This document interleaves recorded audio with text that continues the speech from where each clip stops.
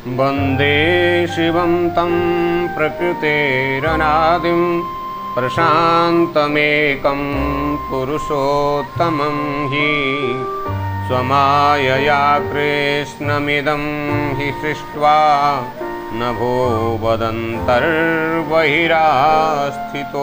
यः।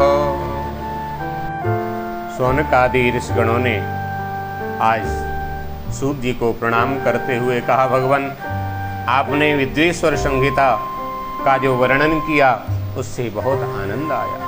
हमारा मन अत्यंत प्रफुल्लित हो रहा है, प्रसन्न हो रहा है। भगवान कृपा करके आप हमें बताइए कि नारद मुनि ने किस प्रकार तपस्या की और इंद्र ने तपस्या में विघ्न क्यों उपस्थित किया। क्या नारद का काम पर विजय पाना और अहंकार से युक्त हो जाना ये कोई माया थी? ये कैसे हुआ और कैसे उन्होंने ब्रह्मा विष्णु और महेश से अपनी तपस्या का वर्णन किया, ये समस्त प्रसंग हम आपसे सुनना चाहते हैं। तब सूत जी कहते हैं, ऋषियों, ये ज्ञान गंगा जो प्रवाहित हो रही है और इसमें आप जो गोता लगा रहे हैं, ये भव सागर से पार करने वाली है। जो प्रसंग आपने पूछा कि नारद मुनि की तपस्या कैसे हुई, तो मैं आपको श्रवण कराता हूं।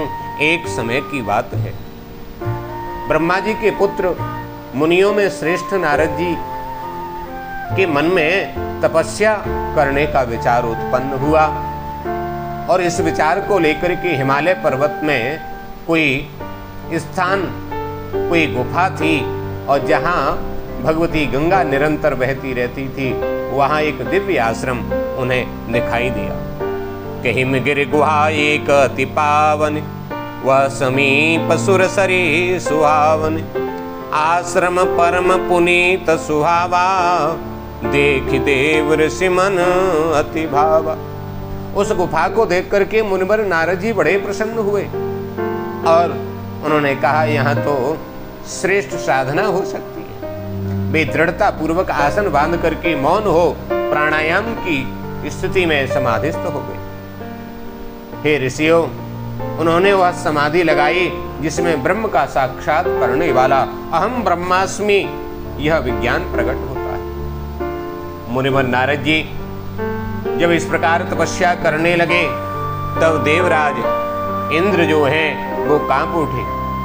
उनके मन व्याकुल हो गए, मन में विचार करने लगे कि नारद मुनि शायद मेरा राज्य लेना चाहते हैं, मेरे राज्य को छीन लेना चाहते हैं। छीन ले जन जान जड़े तिम सुरपते न लाज, ऐसा मन में भाव आया और सोचने लगे कि इनकी तपस्या में विघ्न डालने का कोई प्रयास किया। अब तो इनके दिमाग में आया कि कैसे क्या हो सकता है।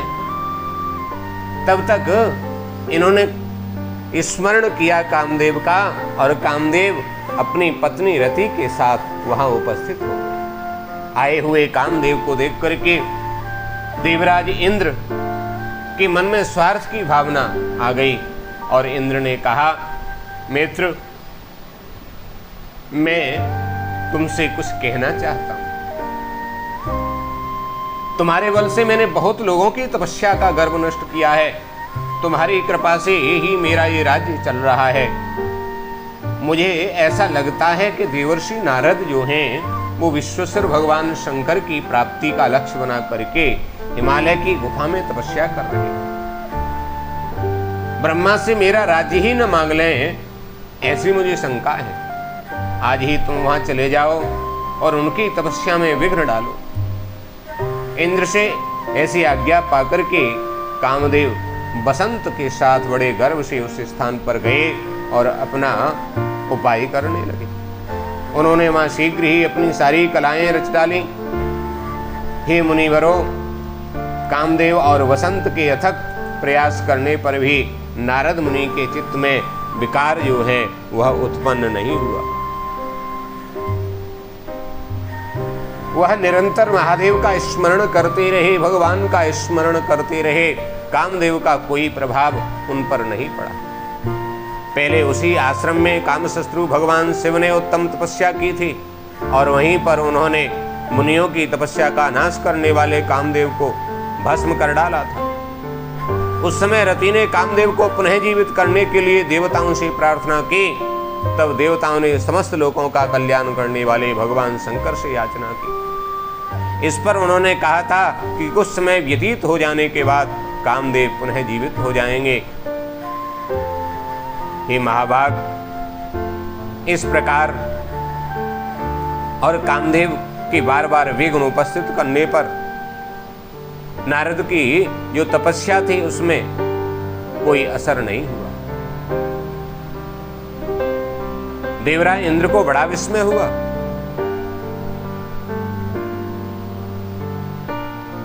आज कामदेव पर अपनी विजय मानकर मुनीश्वर को अहंकार हो गया।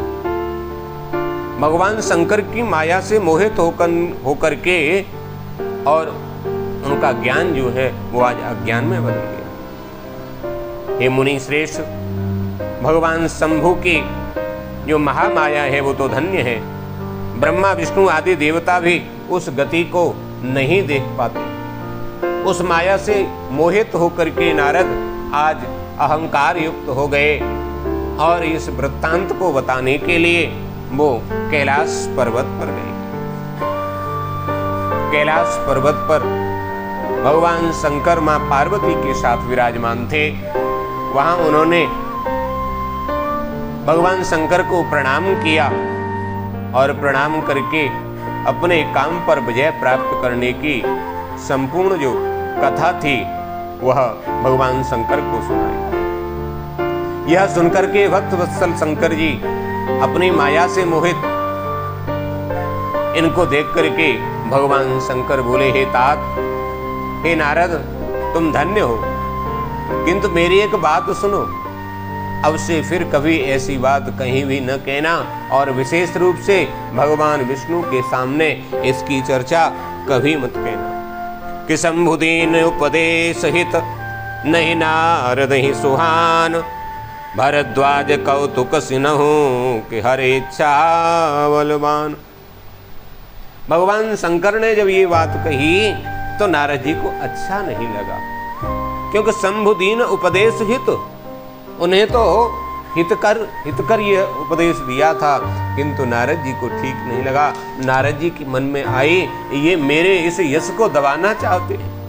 मैंने काम पर जो विजय प्राप्त की है इस बात से ये प्रसन्न नहीं है, इसलिए इसको ये दबाना चाहते हैं। और भगवान शंकर के बार बार मना करने के बाद भी ये ब्रह्मा जी के पास पहुंचे। ब्रह्मलोक में गए, वहां ब्रह्मा जी को नमस्कार करके इन्होंने अपने तपोबल की जो कथा थी, राम कथा नहीं काम कथा, आज ब्रह्मा जी को सुनाने लगे। उनकी बात सुनकर के ब्रह्मा जी ने भगवान शिव के चरणारविंदों का स्मरण किया और समस्त कारण जान करके अपने पुत्र को यह सब कहने से उन्होंने भी मना की कि तुम्हें ऐसा नहीं करना चाहिए। किंतु इनके मन में तो मद का अंकुर उत्पन्न हो गया था, इसलिए ज्ञानियों में श्रेष्ठ नारद जी ने ब्रह्मा जी की बात को भी अपने लिए हितकर नहीं समझा।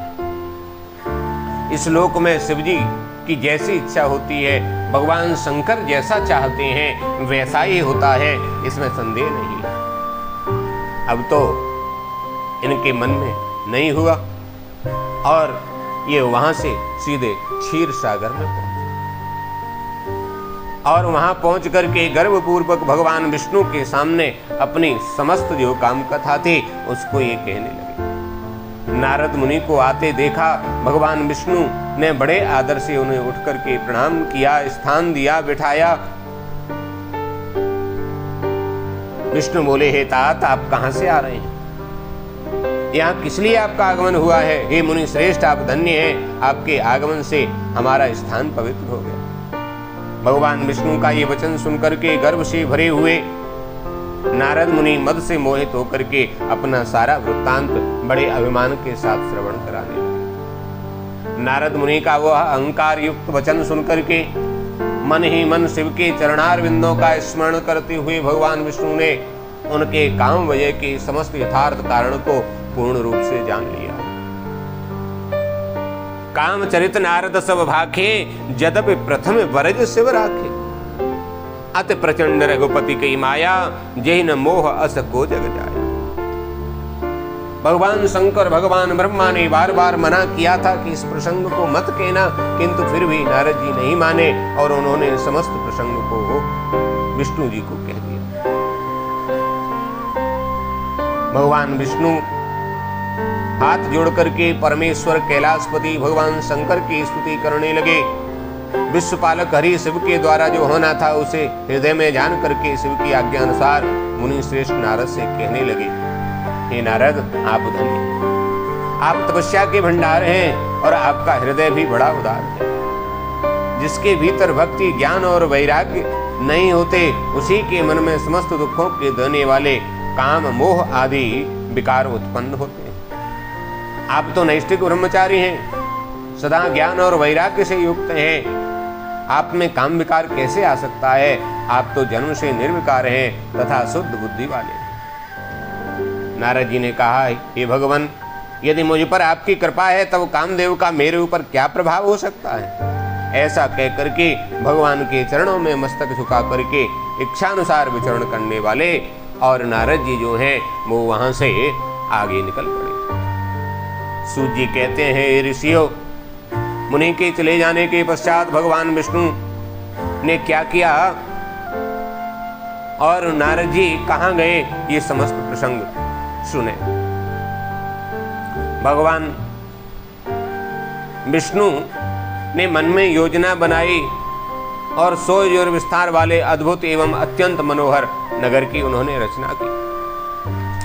भगवान ने उसे अपने वैकुंठ लोक से भी अधिक रमणीय बनाया। नाना प्रकार की वस्तुएं उस नगर की शोभा बढ़ा रही थीं और वहां शील निधि नामक ऐश्वर्यशाली राजा राज्य करते थे।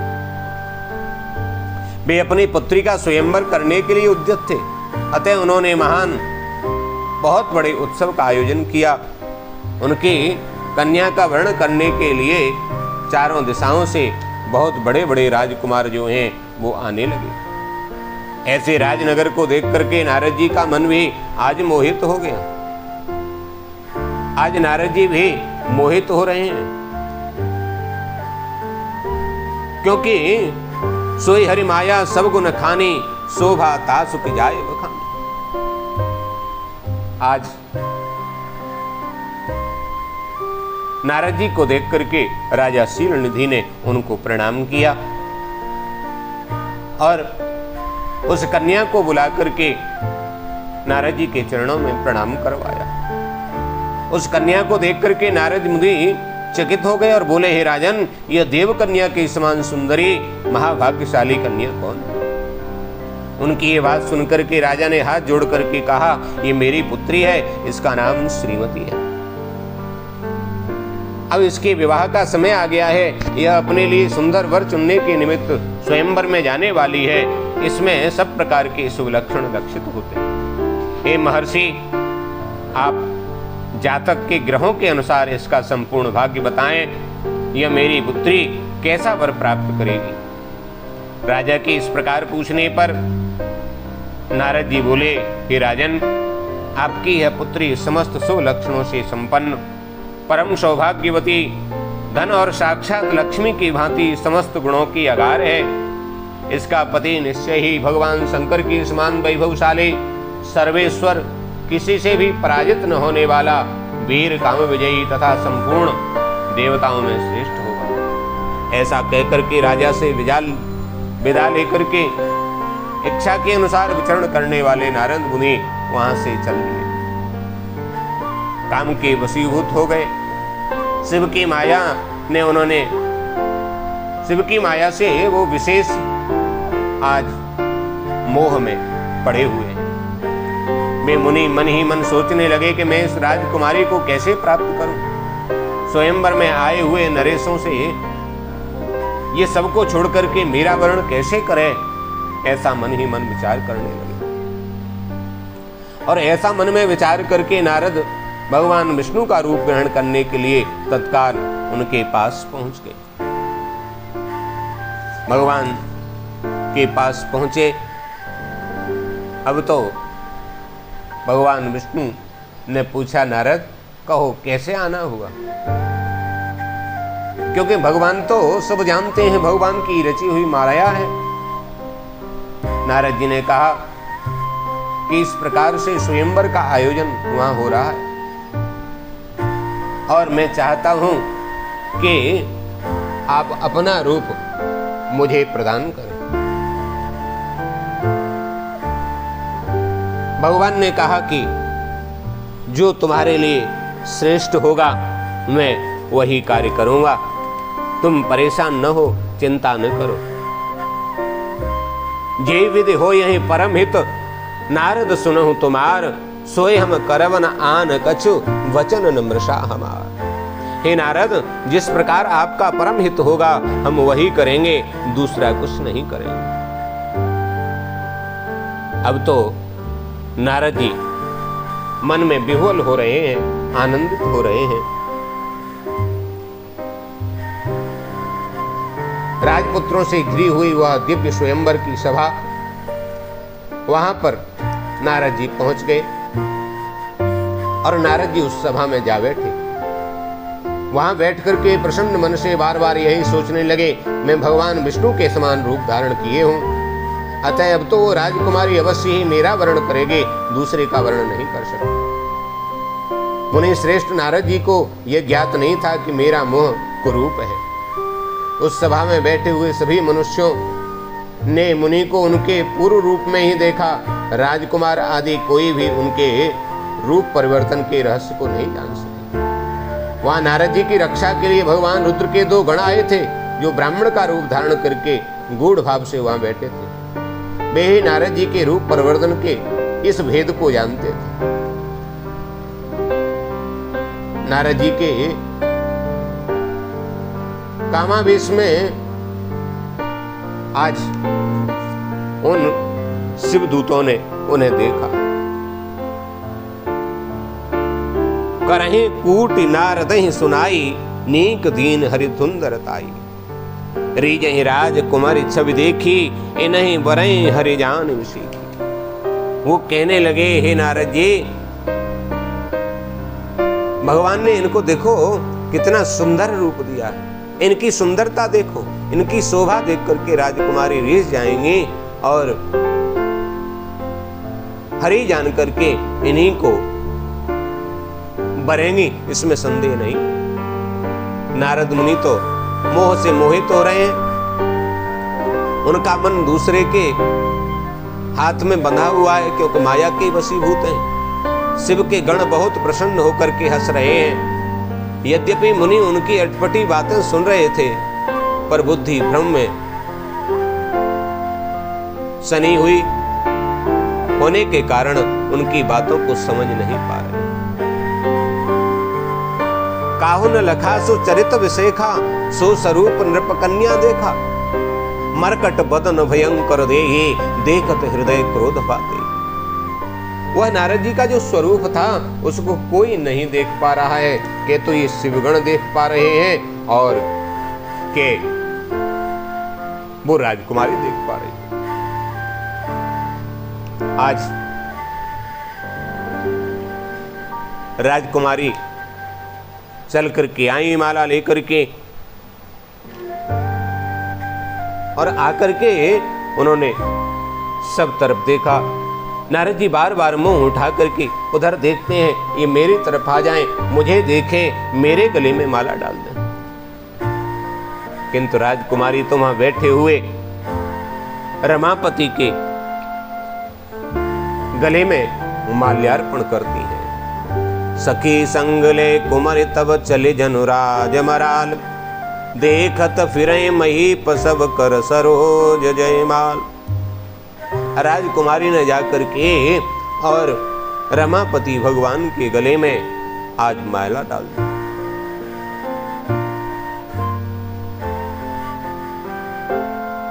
अब तो नारद जी को बड़ा कष्ट हुआ। मन ही मन ये खिन्न मन आगे बढ़े। वहां से जैसे ही बाहर निकले तो रुद्र जो दूत थे उन्होंने कहा, रे अपना दर्पण मुख तो देखो दर्पण में। जैसे ही जल में इन्होंने मुंह धोने के लिए जल में हाथ आगे बढ़ाया तो अपना स्वरूप जल में परछाई दिखाई दी। अब तो क्रोधित हो गए और थोड़े आगे बढ़े तो क्या देखते हैं, भगवान विष्णु रथ पर बैठे हैं और वही राजकुमारी भगवान विष्णु के साथ विराजमान है। भगवान विष्णु उस राजकुमारी को लेकर के जा रहे हैं। अब तो नारद जी को बड़ा कष्ट हुआ, बड़े क्रोधित हुए। हे विष्णु, तुमने स्त्री के लिए मुझे व्याकुल किया और तुम स्त्री इस तरह सबको मोह में डालते रहते हो। यह कपटपूर्ण कार्य करते हुए तुमने जिस स्वरूप से मुझे संयुक्त किया है, जो स्वरूप तुमने मुझको दिया है, अरे तुम मनुष्य हो जाओगे और स्त्री के लिए दूसरों के तरह तुम भी दुख को भोगोगे, तुम भी स्त्री के वियोग का दुख भोगोगे। और तुमने जिन वानरों के समान मेरा मोह बनाया है, वे ही उस समय तुम्हारे सहायक होंगे। तुम दूसरों को दुख देने वाले हो, अतः स्वयं भी तुम्हें स्त्री के वियोग का दुख प्राप्त होगा, इसमें कोई संदेह नहीं। ऐसा भयंकर शाप इन्होंने दे डाला।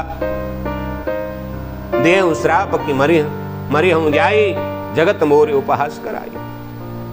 तुमने मेरा उपहास कराया है। परम स्वतंत्र सिर पर कोई भाव ही मने करहूं तुम होई। तुम तो परम स्वतंत्र हो, सिर पर कोई है नहीं। इससे जब जो मन में आता है वही तुम आचरण करते हो। तुम भला बुरा जो कुछ चाहते हो वही कर देते हो। तुम्हारे मन में बिल्कुल भी संदेह उत्पन्न नहीं होता। कपे आकृत तुम कीन हमारी, करी हैं कीस सहाय तुम्हारी। तुमने हमारी बंदरों के समान आकृति बनाई है, इसलिए एक समय में बंदर ही तुम्हारा सहयोग करेंगे। श्राप शीस धरि हरस ही प्रभु बई बिनती कीन, निज माया की प्रबलता करस कृपा निधि। ऐसा जब शाप दिया तो भगवान विष्णु ने वह शाप अपने शीश पर धारण किया और बोले, माया से मोहित होने के कारण आज तुम्हारी बुद्धि जो है वो बिगड़ गई है। और जैसे ही इनकी बुद्धि विकृत हुई और जैसे ही माया का हरण भगवान विष्णु ने किया, तैसे ही ये प्रायश्चित करने लगे। बार बार भगवान विष्णु को प्रणाम करने लगे।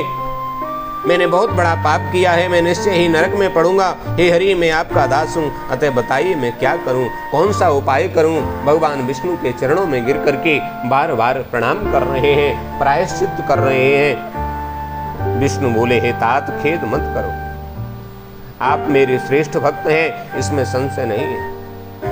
मैं आपको एक बात बताता हूं, सुनिए, निश्चय ही आपका परम कल्याण होगा।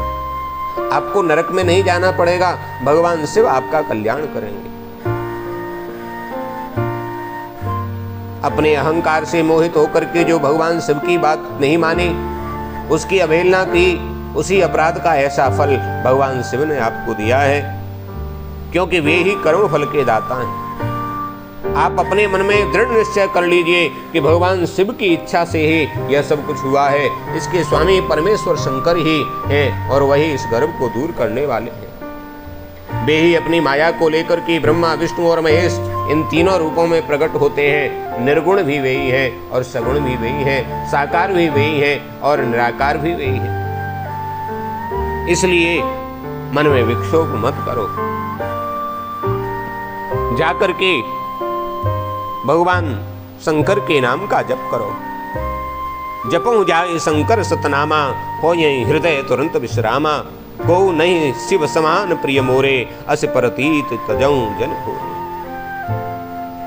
जाकर के भगवान शंकर के सतनाम का जप करो, इससे हृदय में तुरंत शांति मिलेगी, तुम्हारा कष्ट जो है वो दूर होगा। क्योंकि भगवान शंकर की पूजा से जितने पाप नष्ट हो जाते हैं, उतने पाप तो पृथ्वी में है ही नहीं। सूत जी कहते हैं, हे मुनियों, शिव नाम का कीर्तन करने वाले लोग ही शिव नाम की नौका से संसार रूपी सागर को पार करते हैं। संसार का मूल पाप समूह जो है उसका नाश करने के लिए भगवान शिव के नाम का कीर्तन वो एक बहुत बड़ा उपाय है। शिव नाम रूपी कुठार से संसार के मूलभूत पापों का नाश हो सकता है। पाप रूपी अग्नि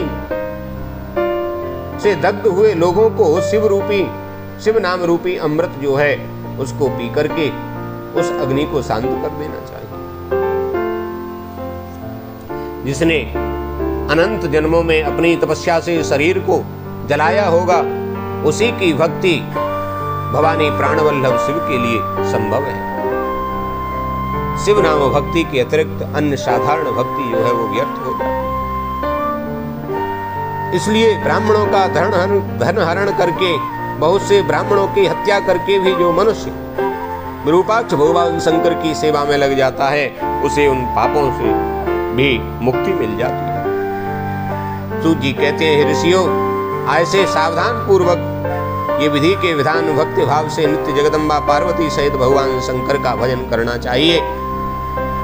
पैर से लेकर के सिर तक और जो स्थान बताए हैं उन पर वस्त्र का आलेखन करें, पंचाक्षर मंत्र का जप करें। ऐसा करने से भगवान शंकर जो है वो प्रसन्न होते हैं। हे मुनि, इसके बाद आपको मेरी आज्ञा से भक्त पूर्वक अपने मनोरथ की सिद्धि प्राप्त हो जाएगी और निश्चय ही ब्रह्मलोक में आपको स्थान प्राप्त होगा। इस प्रकार प्रसन्न चित्त हुए भगवान विष्णु ने नारद मुनि को प्रेम पूर्वक उपदेश किया, शिव जी का स्मरण वंदन और स्तवन करने के लिए और उनसे कहा। सूत जी कहते हैं, ऋषियों भगवान विष्णु के अंतर्ध्यान हो जाने पर मुनि श्रेष्ठ नारद जी ने भगवान शंकर का भक्ति पूर्वक स्मरण किया। दिव्यदर्शी नारद जी भूतल के तीर्थों में विचरण कर रहे हैं और इस समय उनका चित्त शुद्ध है यह जानकर के वे दोनों शिवगण उनके पास गए। वे दोनों शिवगण साप से उद्धार की इच्छा करने लगे क्योंकि नारद जी ने उन्हें साप दिया था। पैर पड़ करके अत्यंत आदर पूर्वक कहने लगे, हे ब्रह्मपुत्र देवर्षि, प्रेम पूर्वक हम दोनों की बातों को सुनिए। वास्तव में हम दोनों ही आपका अपराध करने वाले हैं, हम ब्राह्मण नहीं हैं। नारद जी ने कहा, आप दोनों महादेव के गण हैं और सत्पुरुषों के लिए परम सम्माननीय है, अतः मेरे मोह रहित वचन को सुने।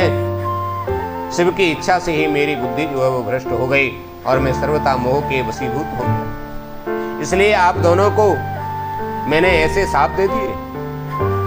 हे शिवगण, मैंने जो कुछ कहा है वह वैसा ही होगा, फिर भी मेरी बात सुने। मैं आपके लिए साप के उद्धार की बात बताता हूँ।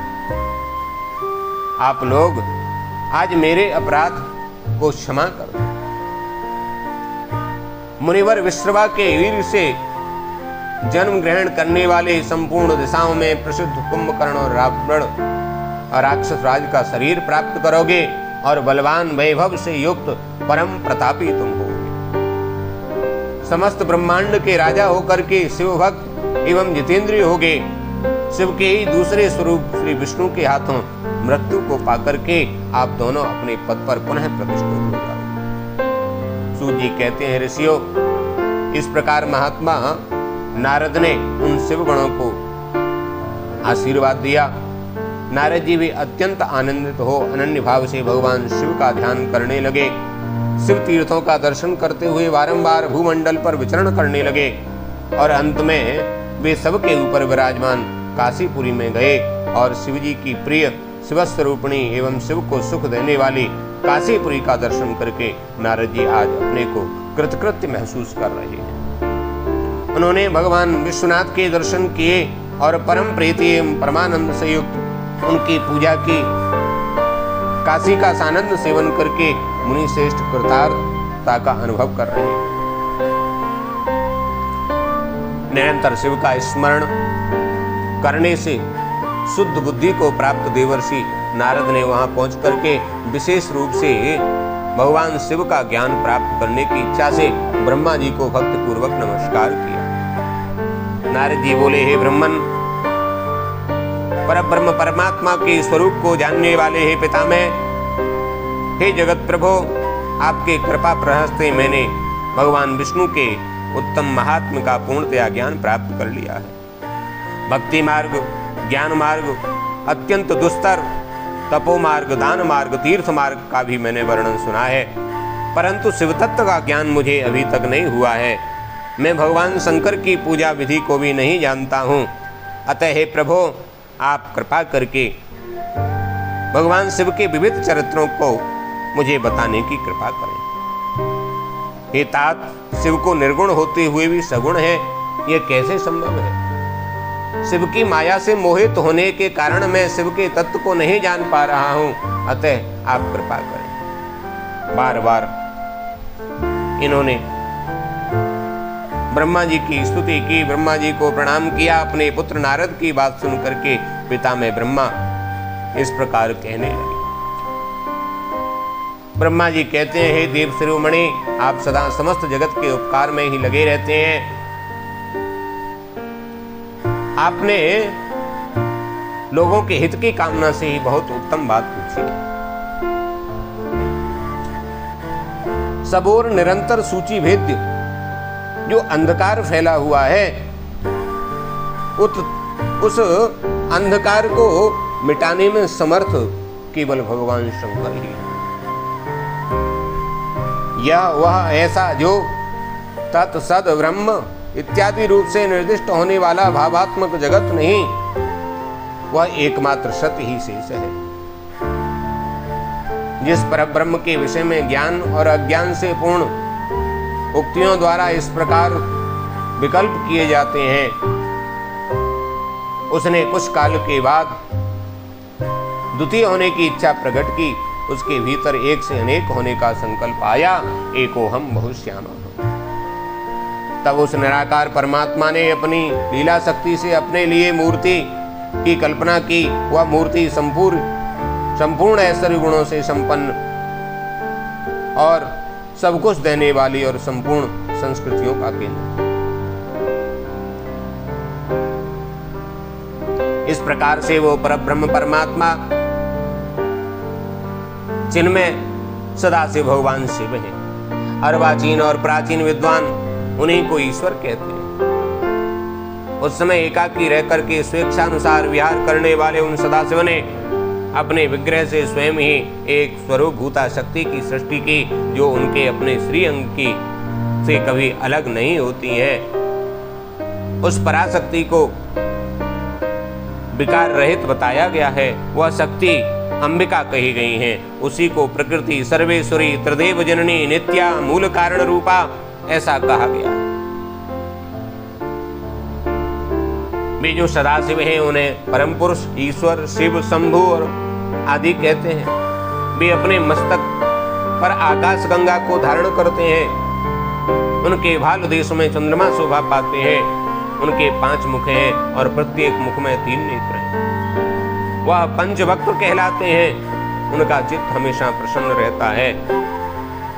हे देवर्षि, एक समय आनंद वन में रमण करते हुए शिवा और शिव के मन में इच्छा हुई कि किसी दूसरे पुरुष की भी सृष्टि करनी चाहिए, जिस पर सृष्टि संचालन का महान भार रख करके हम दोनों केवल काशी में रह करके विचरण करते रहे। वही पुरुष हमारे अनुग्रह से सदा सबकी सृष्टि करे। यह चित्त समुद्र के समान है। इसमें चिंता की तरंगें जो हैं वो बनी रहती हैं। ऐसा निश्चय करके शक्ति संपन्न सर्वव्यापी परमेश्वर शिव ने अपने वाम भाव के 10वें अंग पर अमृत का सिंचन किया। वहां उसी समय एक पुरुष प्रकट हुआ जो तीनों लोकों में सबसे अधिक सुंदर था। वह शांत था, उसमें सत्व गुण की अधिकता थी। हे मुनि, क्षमा गुण से युक्त उस पुरुष के लिए ढूंढने पर भी कहीं कोई उपमा नहीं मिलती है। उनके श्री अंगों पर सुवर्ण सदृश कांति वाले 2 सुंदर रेशमी पीतांबर शोभा देते हैं। तदंतर उस पुरुष परमेश्वर ने शिव को प्रणाम करके कहा, हे स्वामिन, मेरे नाम निश्चित कीजिए और काम बताइए। शिव जी बोले, हे वत्स, व्यापक होने के कारण तुम्हारा नाम विष्णु होगा और भगवान शंकर की उन्होंने दिव्य 12,000 वर्षों तक तपस्या की, अभीष्ट फल की प्राप्ति नहीं हुई। मन में संदेह हुआ, हृदय में शिव का स्मरण किया तो उन्हें पुनः आकाशवाणी हुई, तपस्या करो। ब्रह्म की ध्यान अवस्था में विष्णु को बोध हो आया और वे प्रसन्न होकर के सोचने लगे, करे यह महान तत्व क्या है। उस समय शिव की इच्छा से ही तपस्या के परिश्रम से निरत विष्णु के अंगों से अनेक प्रकार की जलधाराएं करने लगी। हे महामुनि, जल से सारा आकाश जो है वो व्याप्त हो गया। वह ब्रह्म रूप जल अपने स्पर्श मात्र से सब पापों का नाश करने वाला सिद्ध हुआ। उस समय परम विष्णु मोहित होकर के दीर्घ काल तक बड़ी प्रसन्नता के साथ उसमें सोते रहे। नार अर्थात जल में शयन करने के कारण ही उनका नाम और नारायण हुआ। उस समय उन परम पुरुष नारायण के अतिरिक्त दूसरी कोई वस्तु वहां नहीं थी। अब तो उनके मन में भी आया, एको हम बहुत श्यामा, इसलिए मैं एक से बहुत हो जाऊं।